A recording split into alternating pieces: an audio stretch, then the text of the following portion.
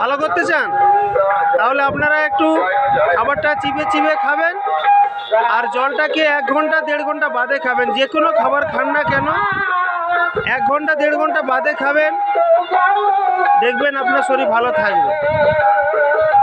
যা কিছু খাবার খাবেন চিবিয়ে খাবেন, সরষের তেলে রান্না করে খাবেন, সরষের তেলে রান্না করে খাবেন, দেখবেন আপনার শরীর ভালো থাকবে।